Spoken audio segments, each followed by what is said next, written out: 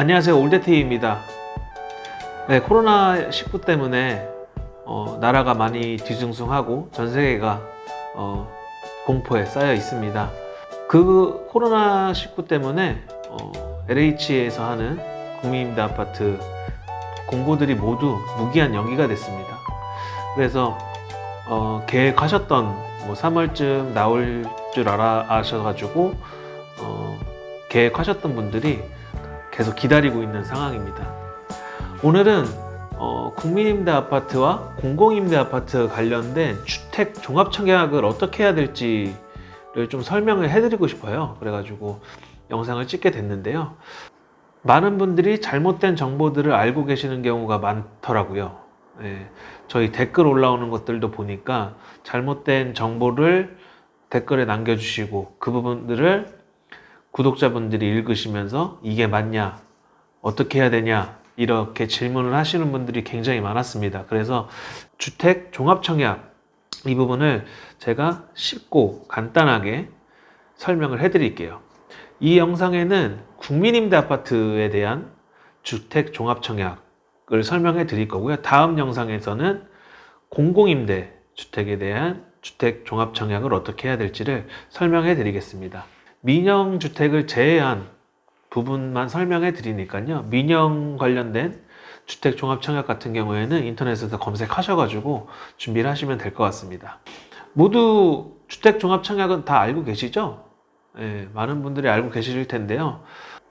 주택 종합청약은 매월 2만원부터 50만원까지 납부하여서 2년간 적립을 하면 1순위 자격을 얻는 저축이라고 네이버에 나와 있습니다.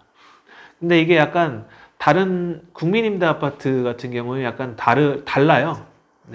2만원부터 50만원까지 납부할 수는 있고 2년간 적립하면 된다고 하는데 이 국민임대 아파트는 좀 다른 부분들이 있기 때문에 이 부분을 설명을 좀 해드리겠습니다.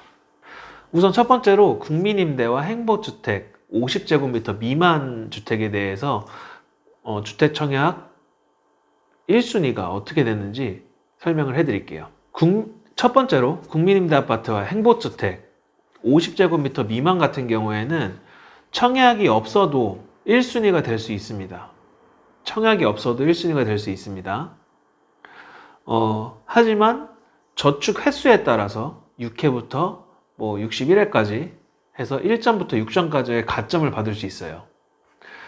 이 말이 뭐냐면은 경쟁이 심한 단지 같은 경우에는 청약 저축 횟수에 따라서 당첨이 되냐 안 되냐가 걸려 있다는 겁니다. 그래서 이 부분 같은 경우에는 경쟁이 심한 단지 같은 경우에는 또 당연히 청약 횟수가 높은 사람이면 유리하겠죠. 제가 지금까지 저축 횟수만 얘기했어요. 금액은 얘기 안 했습니다. 그러니까 국민임대 50제곱미터 미만 주택은 횟수만 채우시면 돼요. 그러니까 최소 금액으로 2만원씩 꾸준히 넣으시면 되는 겁니다. 괜히 무리해가지고 10만원씩 넣었다가 중간에 미납되는 상황이 벌어지면은 그 미납된 일수를 채우는 것도 굉장히 오래 걸리니까 2만원씩 꾸준히 넣으시고 중간에 여유가 생겼다 하시면은 10만원도 넣고 8만원도 넣고 이렇게 유동적으로 좀 하시는 거를 추천드립니다. 다음은 국민임대 아파트 50제곱미터 이상 주택은 어떻게 청약을 보는지 설명을 해드릴게요. 1순위는 청약저축을 24회 이상 납입한 자를 1순위로 봅니다. 그리고 2순위는 청약저축을 6회 이상 납입한 자를 봅니다. 이거 같은 경우에도 금액에 대한 명시는 하나도 없어요.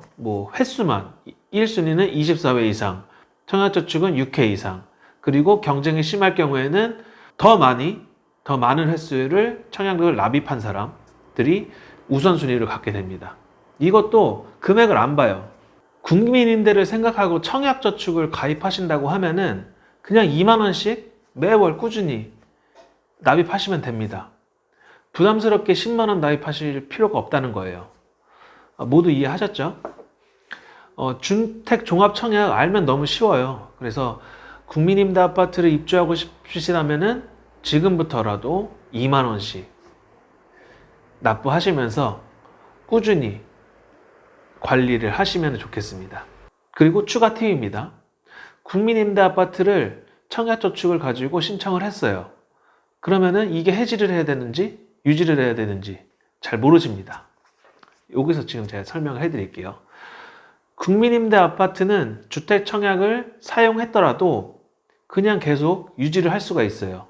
유지를 하실 수가 있으시니까 다른 국민임대 아파트 들어갈 수도 있고 뭐 공공임대를 넣을 수도 있고 민간 아파트를 넣을 수가 있으니까 이거는 그냥 유지하시면 돼요.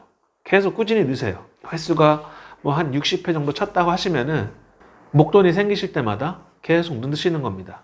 그래서 금액을 채우시는 방법을 좀 추천해 드리고요. 국민임대 아파트 같은 경우에는 주택 종합 청약에 대해 다 설명해 드렸어요.